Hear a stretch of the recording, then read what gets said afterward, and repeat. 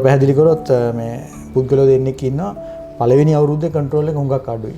නිකන් ඔහේ හිටියා බෙහෙත් ගන්නෙත් නැතුව බෙහෙත් පටන් ගන්න නැතුව ඒතර යා ෂුගර් ලෙවල් හැම වෙලාවෙම 200 300 වගේ ගිය පුද්ගලෙක් ඉන්නවා. තව එක්කෙනෙක් හිටියා හොඳටම කන්ට්‍රෝල් කරලා හොඳට බෙහෙත් වර්ග සමහර 3-4ක් විතර වගේ අරගෙන හරි කමන්නේ.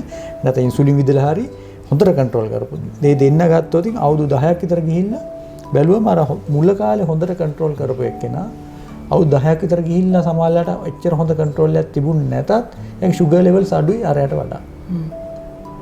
ඒකට අපි කියන්නේ ලෙගසි ඉෆෙක්ට් කියලා. ලෙගසි ඉෆෙක්ට් කියන්නේ මුල් කාලේ තියෙන ලෙගසි එකකින්ද අන්තිමට කාලයක් ගිහිල්ලා හරි ඒකේ ප්‍රයෝජනෙ ලැබෙනවා. ඒ ලෙගසි ඉෆෙක්ට් එක හින්දාමත් ගොඩක් වෛද්‍යවරු නැත්නම් එන්ඩෝක්‍රයිනොලොජිස්ට්ලා උත්සාහ කරනවා මුල් කාලේ හොඳට ෂුගර් කන්ට්‍රෝල් කරන්න. රයිට්? ඒ කියන්නේ හොයාගත්ත ගමම ඩයග්නොස් කරපු ගමම. ඉතින් ඒ කාරණයක් බලපානවා අපි ඉන්සුලින් ප්‍රිස්ක්‍රයිබ් කරොත් විශේෂයෙන් අසනීප මුල් කාලේ නම් අනිවාර්යෙන් ඒ හරි විදිහට කරන්න ඕනේ. හැබැයි ඒගොල්ලෝ හැම වෙලාවෙම මතක තියාගන්න ඕනේ මේ කාරණා දෙකකින් හින්දා මේක ෂුගර් ටොක්සිසිටි එක අඩු කරන්න සහ ලෙගසි ඉෆෙක්ට් එකකින් හින්දා අපි මුල කාලේ පටන් ගත්තා.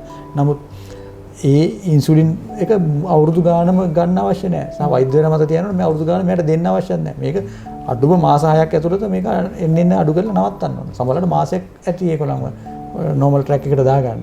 දාගෙන ඊට පස්සේ ඖෂධ වලින් සහ සමහරවිට ඩයට් ඇන්ඩ් එක්සර්සයිස් වලින් විතරක් උනත් කරන්න පුළුවන් ලෙවල් එකට ගන්න පුළුවන්. සම්පූර්ණ ඖෂධ නැතුව.